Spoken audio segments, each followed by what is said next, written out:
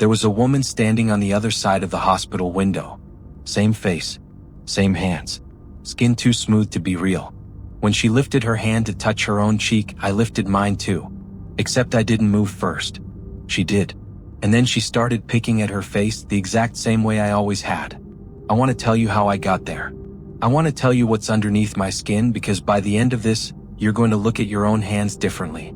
I've picked at myself for as long as I can remember. Not the way people pick at a hangnail once and forget about it. I mean really picked. My mother swears it started before I could even talk properly, back when I was small enough to sit rear-facing in the car.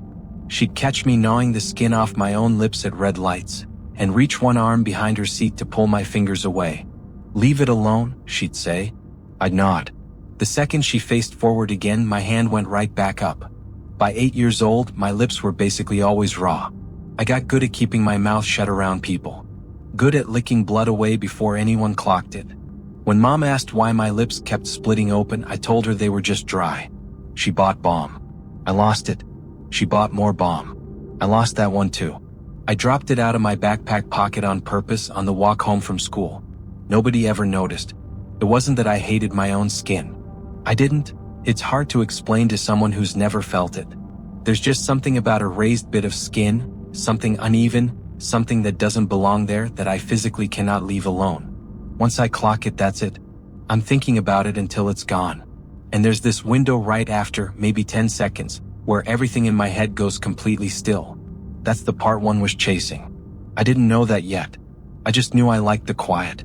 I was a middle child. 5 kids total.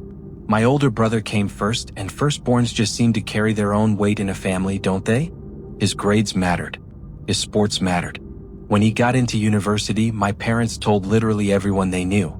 My little sister was the baby, and babies stay babies your whole life apparently, even once they've got a driver's license. She was always the one who needed something. Then there were 3 of us stuck in the middle, and I was dead center of that middle. We still got driven to soccer practice, still got dragged to appointments. But nobody was really checking whether we were okay. We were fine. That's what everyone said about us. And out of the 3 of us, I was the one they worried about least. You never have to worry about her. She can handle herself. She was always such an easy kid. I used to hear that as a compliment. I don't anymore. My parents weren't cruel people. I know they loved us. There were birthdays, Christmases, family trips, my picture taped to the fridge same as everyone else's. My mom packed my lunches. My dad taught me to ride a bike. Nobody ever hit me. Nobody locked me in a closet, screaming that I was worthless. There just wasn't much reason to look closely at me. I wasn't the kid who needed rescuing. Wasn't the kid who needed celebrating either. I was the kid who was fine, and somewhere along the way I made it my job to keep it that way for everyone. My brother brings home a 98, I don't mention my 92. My sister's crying, I wait until she's done before I ask my mom for anything. When my parents compared us, it was never even mean about it. That's almost worse. Your brother's always been so driven. You could try a little harder. Your sister's so outgoing. You're just more reserved. Reserved, quiet, sensitive, easy. Nobody ever once called me remarkable. Eventually I stopped waiting for it. The picking got worse as I got older. Lips turned into my nose. Nose turned into fingernails. Fingernails turned into the skin around them. Eventually my whole face became the place I spent most of my free time. I could find flaws nobody else on earth could see. A tiny bump along my jaw. One pore darker than the pore beside it. A flake of dry skin. A scab the size of a pinhead. Once I found something, I finished it. Nobody taught me that rule. I just followed it. Sometimes I didn't even notice I was doing it until I felt the sting. Sometimes I'd catch my fingers working the same spot for 10 straight minutes. Sometimes I'd stand at the bathroom mirror and lose an entire hour without meaning to. Every single time, in my head, I was almost done. I was always almost done. By 35, I'd gotten good at hiding it. Makeup. Good lighting. Long sleeves for the scabs on my arms. Not letting people get too close helped too. Nobody interrogates someone they barely know. I worked an unremarkable job on the 3rd floor of a building that looked like every other office building downtown. Answering emails. Sitting through meetings. Typing numbers into spreadsheets. Eating lunch alone at my desk more often than I ate it anywhere else. My apartment was clean, not really decorated. No husband. No kids. No pets. I wasn't lonely enough to actually call it loneliness. I had people I could text, people who'd probably notice if I vanished for a week. Probably. There wasn't anything wrong with my life. That was the problem. Some nights I'd lie in bed and think that if somebody swapped me out for another woman who looked almost exactly like me, it would take days for anyone to catch on. Maybe that's the real reason I picked. It was one of the only things I did that left evidence behind. A scar means something happened. A scar means something was there. I just never knew what. The Thursday it started wasn't remarkable either. That feels important now looking back. No thunder. No strange phone call. No black bird tapping the glass. Just a coffee shop on my way home from work. A long line. A woman ahead of me changing her order twice. A man behind her griping about the price of something. A kid up front crying because someone got his pastry wrong. People sighing, checking their phones, shuffling forward an inch at a time. When I finally made it to the counter, the barista looked straight past me. Next. She looked right through me. The guy behind me stepped up without hesitating. I opened my mouth. Nothing came out. She'd already started taking his order. I could have said something. Could have said, "Excuse me, I was next." Instead, I stepped back. "It's okay." I smiled. He didn't even glance at me. Something pulled tight under my ribs. My hand found my face without me telling it to, a rough patch on my left cheek right by the jaw. I rubbed it with my thumb. Then scratched it.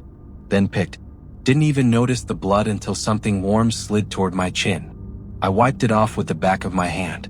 When I finally got to order, the barista apologized, but it sounded like she was just humoring me, like she genuinely believed I hadn't been standing there the whole time.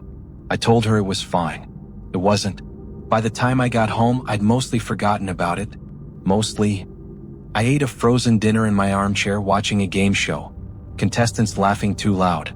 Audience clapping right on cue. Host smiling like he'd never had a single bad day in his life.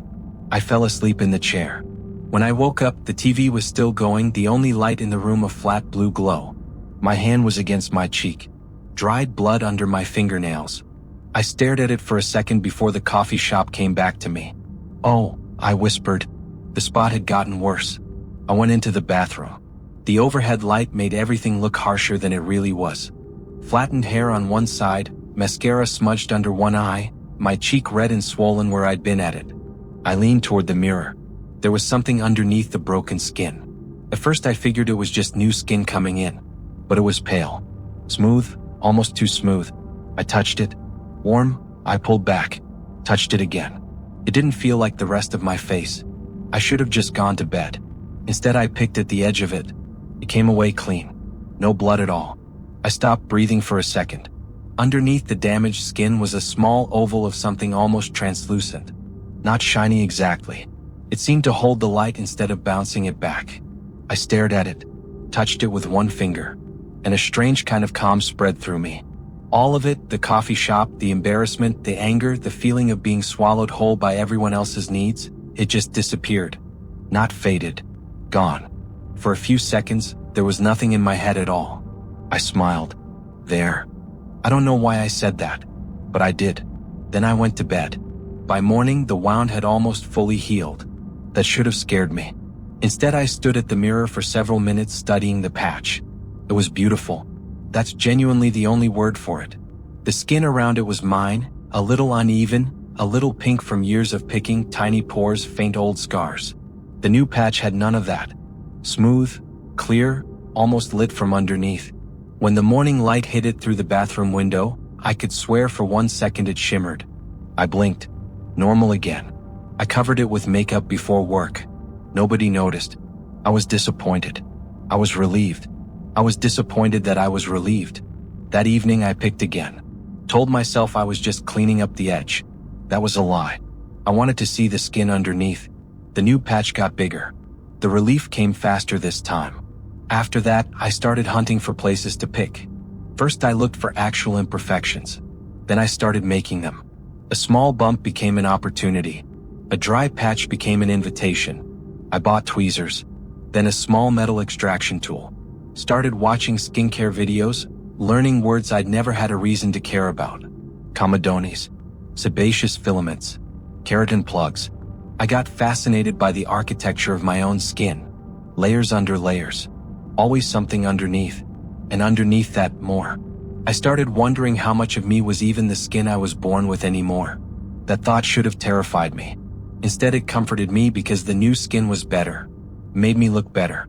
Not dramatically, not at first. A little brighter. A little smoother. A little more alive. Then people started noticing. A man held eye contact with me on the subway. A woman in an elevator told me I had beautiful skin. A coworker asked if I'd switched up my makeup. I hadn't. I smiled when she said it anyway. I spent the rest of that day touching my own face. I'd spent my whole life wanting somebody to notice me. Now they were. So I kept going. The first time I noticed a pattern underneath the new skin, I assumed it was a blood vessel. Right near my left eye, a thin, delicate line under the translucent surface. I went at it with the tweezers. The line moved. I dropped the tweezers. They hit the porcelain sink with a sharp little clang. I stood there completely still. It moved again. Not a twitch. Not a pulse. A slow contraction like something under my skin had just taken a breath. I backed away from the mirror. Didn't sleep that night. By morning, the line was gone. I told myself I'd imagined it. Told myself I was exhausted. Told myself I'd been picking so much I was starting to see things that weren't there. That explanation was easier to live with. I chose it. For a few days I stopped. Then I found another rough patch. Picked it. The relief came. And along with it came this quiet, terrible certainty that I wasn't going to stop again. My sister called on a Sunday. We hadn't talked in weeks. She told me our brother got another promotion. Mom was planning a trip. She asked if I was seeing anyone. No. Anyone interesting? I laughed. No. I paused. You're still at that same place? Yeah. You like it? I looked around my apartment. The gray walls. The frozen dinners. The game shows. The same route home every single day. It's fine. She laughed soft. You've always been easy. After we hung up, I stood at the bathroom mirror looking at my own face, looking at the beautiful patches spreading across it. I sat with that word, easy. And I wondered if I'd spent my whole life picking the safe option without ever noticing I was doing it. Safe clothes. Safe conversations. Safe job. Safe silences. Maybe I'd been picking away more than skin. Maybe I'd been picking away everything about myself that could have made me hard to ignore. I touched my cheek. The new skin was warm under my fingers. For the first time, I wondered if it wanted to be touched. Then I laughed at myself. Ridiculous. Skin doesn't want anything. Skin is skin. I picked. Something underneath moved. The hospital came 3 weeks later. I don't remember the ambulance. I remember the bathroom floor. I remember blood. I remember my hands slipping, trying to stop myself, realizing I couldn't. I remember the mirror, my reflection smiling while I was the one crying. Then nothing. When I woke up, my hands were bandaged. Bandages across my face, my neck. A monitor beeping beside the bed. A doctor stood at the foot of it. Can I see my face? She hesitated. That was the first thing that scared me. What happened? You sustained significant tissue damage. Is it permanent? Another pause. We don't know. I let out a weak laugh. That's not very reassuring. She didn't smile back. We took samples. Of my skin? Yes. And? She glanced toward the door. We don't know what we're looking at. I stared at her. What does that mean? It means the tissue isn't behaving the way human tissue should. She left before I could ask anything else. I slept. When I woke again, there was a photograph on the table beside my bed. A microscopic image. Underneath it, someone had written, Sample A, unidentified tissue. I studied it. Layer after layer, hundreds of them. Some normal, some not. And beneath all of it, something impossibly smooth. Perfect. I looked down at my own hands. The skin was beautiful now. Almost translucent. I'd always hated my hands, too plain, too ordinary. Now there were faint patterns visible just under the surface.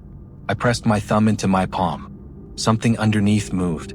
I dropped the photograph and screamed. A nurse came running. What happened?